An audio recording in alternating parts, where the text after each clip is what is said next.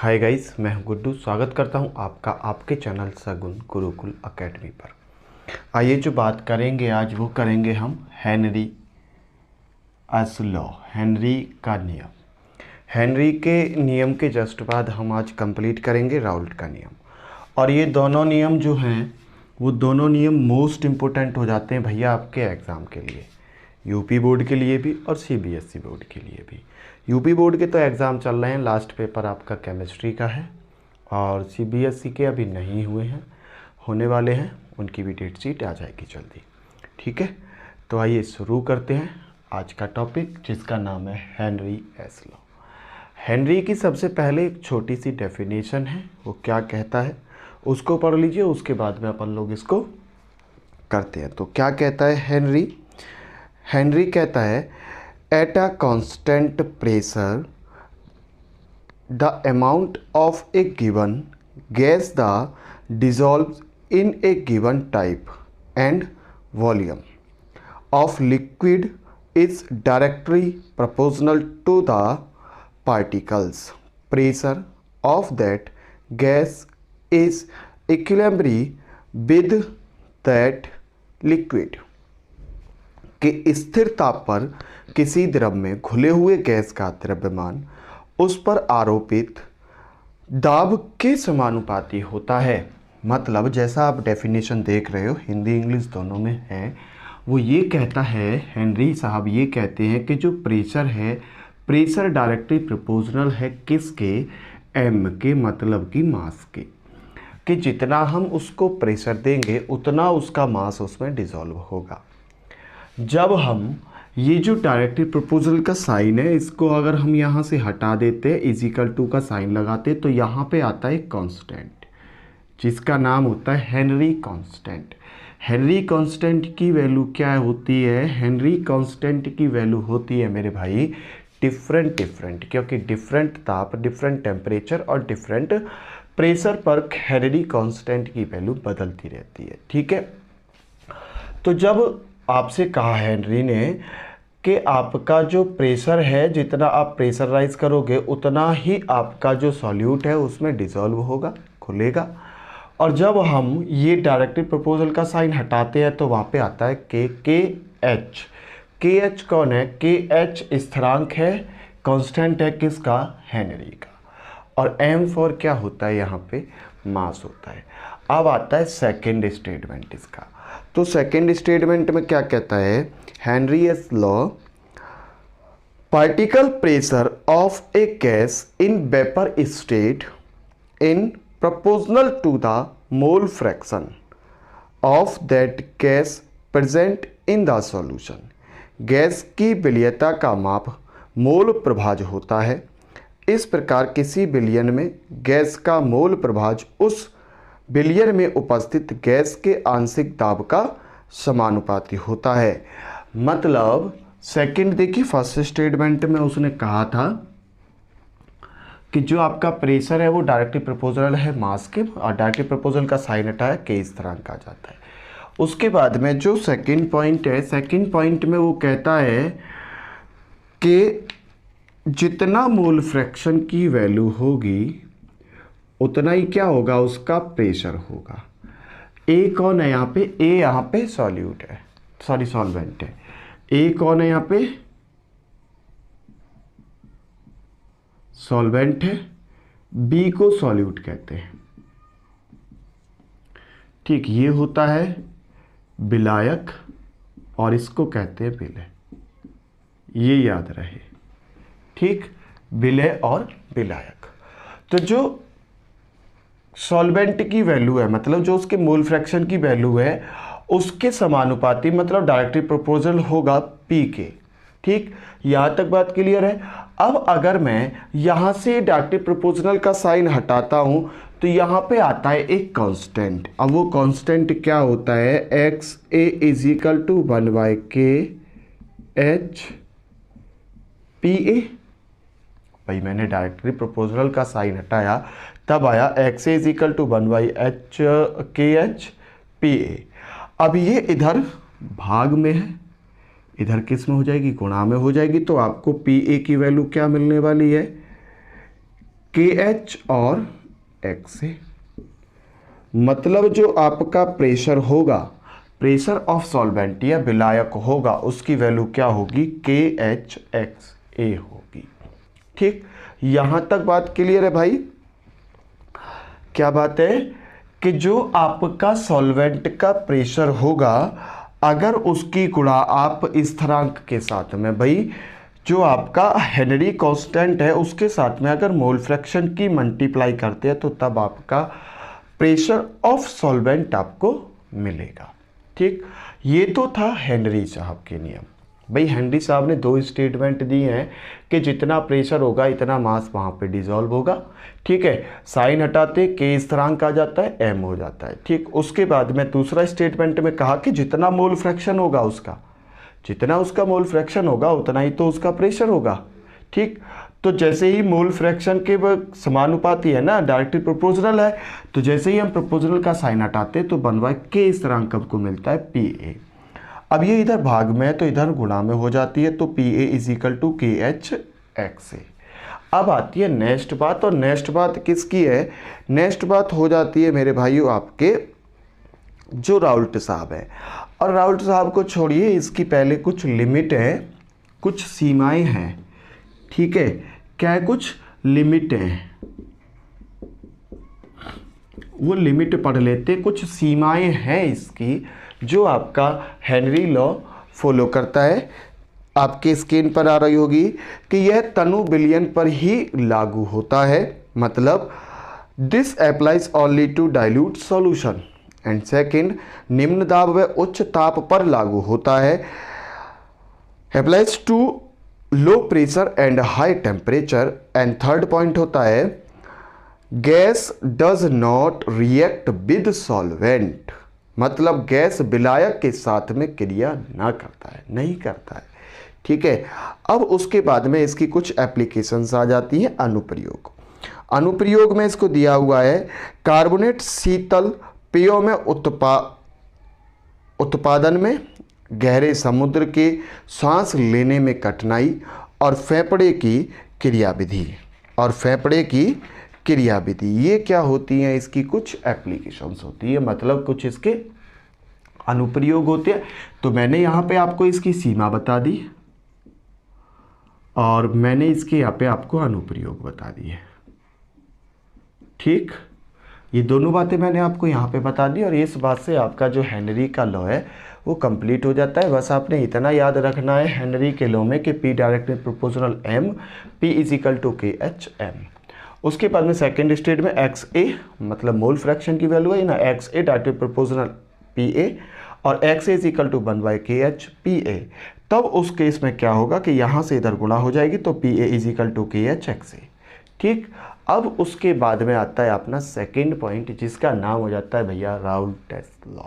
तो मेरे भाइयों अब शुरू करते हैं हम राउल्ट के नियम को, कि भाई जो राउल्ट का नियम है, राउल्ट साहब ने क्या किया था और क्या उन्होंने बोला था राउल्ट ने। ठीक है, तो सबसे पहले इसकी छोटी सी स्टेटमेंट आपकी स्क्रीन पे है, उसके ही अकॉर्डिंग अपन लोग इसको फिर कंप्लीट करेंगे। देखिए, the vapour pressure of a component is a solution is proportional to its mole fraction. भाई बात वही है कि ये कहता है कि जो वेपर प्रेशर है ना, वेपर प्रेशर है, मतलब कि vapour pressure PA directly proportional है किसके, XA के। ये इसने बोल दिया कि भाई जितना भी वेपर प्रेशर होगा वो वेपर प्रेशर किसके बराबर होगा भैया, वो बराबर होगा आपके PA, मतलब कि जो आपका प्रेशर है ना सॉल्वेंट का, उसके बराबर होगा, मतलब विलायक का। जब हम ये हटा देते हैं यहाँ से, डायरेक्टली प्रोपोर्शनल का साइन हटाएंगे तो K कांस्टेंट आएगा, तो K और H भी लिख सकते हैं, हेनरी हो जाएगा, तो K कांस्टेंट रहने दो, और A। ठीक, अब उसके बाद आता है सेकेंड पॉइंट। यहाँ पे ये नोट वाली बातें हैं, देखिए ये नोट वाली बात क्या है, वो ये है टेकिंग अ प्योर सॉल्यूशन या प्योर प्रेशर। ठीक है, देखिए जहाँ पे हमने PA को माना है पी में तो कोई सॉल्वेंट भी है कोई सॉल्यूट भी है, दोनों में से कुछ ना कुछ है, तो वहाँ पे वो प्योर नहीं है। और हमने अगर इसको प्योर लिया प्रेशर को तो पी नॉट ए बोला। ठीक, समझे बात कि जो आपका पी ए है वो पी ए बराबर है पी नॉट ए के, मतलब ये एकदम प्योर है भाई, नॉट प्योरिटी को दर्शाता है, मतलब शुद्ध है। उसके बाद में अगर हम ये देखें कि जहाँ पे आपका पी ए भाई प्योर होता है, जब ये प्योर होता है तो उस टाइम पे जो मोल फ्रैक्शन की वैल्यू होती है वो भैया कितनी होती है, मोल फ्रैक्शन की वैल्यू कितनी होती है, मोल फ्रैक्शन की वैल्यू होती है आपका 1, तो XA इज इक्वल टू 1। ठीक, सिंपल बात कि जब भैया PA is equal to P not A, मतलब कि ये आपका प्योर है और ये आपका अनप्योर है। ठीक है, अनप्योर में XA इज इक्वल टू 1। उस केस में क्या होगा कि जो आपकी ये वैल्यू है, ये वैल्यू आपने यहाँ पे पुट कर देनी है, तो इसको इक्वेशन नंबर फर्स्ट आप कह सकते हो। ठीक है, तो इक्वेशन नंबर फर्स्ट को जब हम देखते हैं तो पी ए की वैल्यू क्या है, P A is equal to P not A. भाई पी ए की वैल्यू है, पी ए की value P not A is equal to K की कोई वैल्यू है नहीं मेरे पास में, तो के इंटू एक्स ए की वैल्यू जरूर है, तो एक्स ए की वैल्यू मैंने रखी, तो कितना निकल के आया कि P not A is equal to K. तो मैं ये कह सकता हूं कि मुझे यहां से के की वैल्यू मिल गई, जो मेरा के कांस्टेंट है, के की वैल्यू मुझे क्या निकल के आई, पी नॉट ए। ठीक, अब उसके बाद में यही वाली जो वैल्यू है भाई, के का जो मान है, के का मान इक्वेशन नंबर फर्स्ट में रखने पर, जब मैं ये वाली वैल्यू को फर्स्ट में रखता हूं तब क्या होता है, देखिए अब ये जो पी ए नॉट है, पी ए नॉट की वैल्यू है के, तो उस टाइम पे आपका जो पी होगा, ये जो होगा P A is equal to K X A, तो पी ए इसकी वैल्यू तो कोई चेंज नहीं होनी क्योंकि मुझे इक्वेशन नंबर फर्स्ट में रखना है, P A is equal to K की वैल्यू क्या है, के की वैल्यू हो गई आपके पास में पी नॉट ए। अब पी नॉट ए हो गई और एक्स आपका ऐसा ही रहेगा, तो ये क्या हो गया, आपका नियम हो गया राउल्ट का। सेम आप कर सकते हो किसके लिए, ये तो थे आपके सॉल्वेंट के लिए अर्थात विलायक के लिए। अब अगर मैं इसी को विलय के लिए भी दर्शाऊं, देखिए विलय के लिए क्या होना है इसका केस, विलय के लिए होगा कि जो आपका पी ए है वो पी ए में पी बी रहेगा, पी बी डायरेक्टली प्रोपोर्शनल होगा किसके, मोल फ्रैक्शन के। अब मोल फ्रैक्शन क्या होगा, जब ये आप डायरेक्टली प्रोपोर्शनल का साइन हटाओगे तो P B is equal to K और एक्स बी आएगा, भाई कांस्टेंट आ गया। यहां पर भी हम क्या करेंगे कि जो आपका पी ए है, सॉरी पी बी है, उस पी बी को प्योर में बदलेंगे, भैया प्योर सॉल्यूशन ले रहे हैं, उसका वेपर प्रेशर ले रहे हैं। ठीक है, और उसके बाद में जब भी कुछ प्योर होता है तो उसके मोल फ्रैक्शन की वैल्यू हमेशा होती है 1, ये बात हमेशा याद रखनी है। अब यही वाली वैल्यू आपने रख देनी है, ये वाली इक्वेशन नंबर जो फर्स्ट बना रखी है हमने यहाँ पे सॉल्यूट के लिए, इस वाली वैल्यू में रखो। तो यहाँ पे क्या है, ये पी वी है, तो पी वी बराबर पी नॉट बी है, P not B is equal to K बराबर मेरे पास में कुछ नहीं इंटू एक्स बी बराबर मेरे पास में 1 है, तब मेरी वैल्यू निकल करके आती है P not B is equal to K, मतलब के की वैल्यू मुझे मिल गई।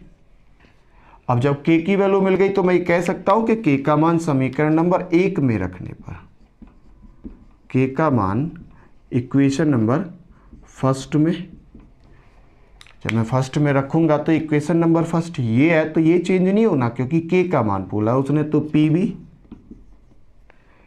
P B is equal to K बराबर क्या है, पी नॉट बी और एक्स बी। ये आपका हो गया भैया सॉल्यूट के लिए। सॉल्यूट मीन्स होता है विलय।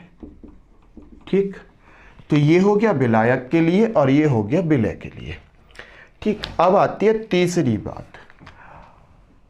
तीसरी बात क्या है, तीसरी बात ये हो जाती है कि जब आपका पी ए बराबर है P not A X A के, पी बी बराबर है P not B X B के, तो उस कंडीशन में जो आपका सॉल्यूशन बनेगा, सॉल्यूशन में आपका जो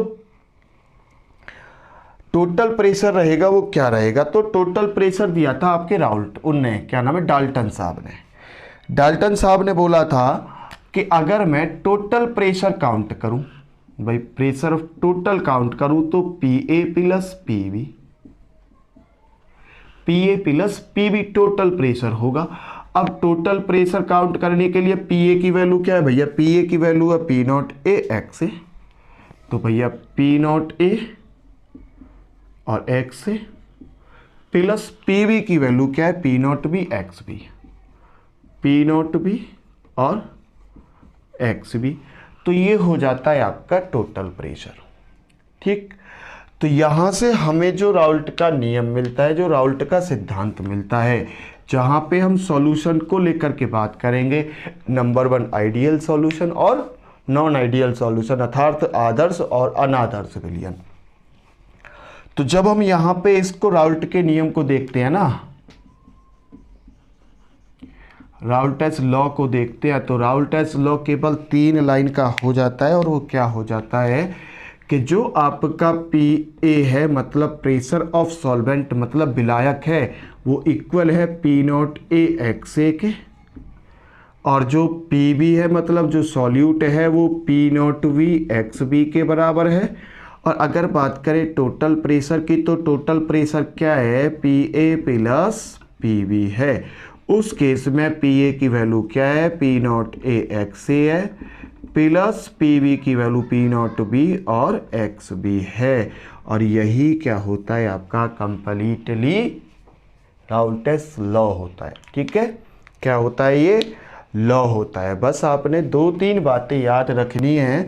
नंबर 1 आपको याद रखना है इसमें मेरे भाइयों, P A directly proportional X A, मतलब कि जो प्रेशर ऑफ सॉल्वेंट है वो डायरेक्टली प्रोपोर्शनल होगा किसके, मोल फ्रैक्शन के। ठीक है, मोल फ्रैक्शन के होगा, डायरेक्टली प्रोपोर्शनल का साइन हटाओ की कांस्टेंट आ जाता है। उसके बाद में taking a pure solution, pure solution की जो मोल फ्रैक्शन की वैल्यू होती है वो होती है एक्स ए इज टू 1। तो ये वाली वैल्यू मैंने यहाँ पे इक्वेशन नंबर 1 में पुट की है, वहाँ से मुझे x की वैल्यू मतलब जो मेरा कांस्टेंट है उसकी वैल्यू मिल जाती है। और वही वैल्यू को लेकर के फिर से मैं कहाँ पहुँचता हूँ, इक्वेशन नंबर 1 में, वहाँ से मुझे क्या मिलता है, सॉल्वेंट, ठीक है, का जो प्रेशर बन रहा है वो मिलता है। अब से अगर आप इतना नहीं लिखना चाहते हो तो आप यहाँ पे भी कह सकते हो, जैसे आपने पी ए की मतलब सॉल्वेंट की आई है, उसी तरीके से आप पी बी काउंट कर सकते हो, पी नॉट बी और एक्स बी डायरेक्ट भी कर सकते हो। ठीक है, इतना कुछ करने की ज़रूरत नहीं है। ठीक, अब इसका होता है एक डायग्राम और होता है छोटा सा। ठीक है, तो डायग्राम मैं आपको जब आइडियल सॉल्यूशन और नॉन आइडियल सॉल्यूशन कराऊंगा उसमें मैं आपको कवर कराऊंगा। सो वीडियो कैसी लगी कमेंट बॉक्स में ज़रूर बताइएगा। सो मिलते हैं नेक्स्ट वीडियो, जब तक के लिए नमस्कार, धन्यवाद, श्री राधे।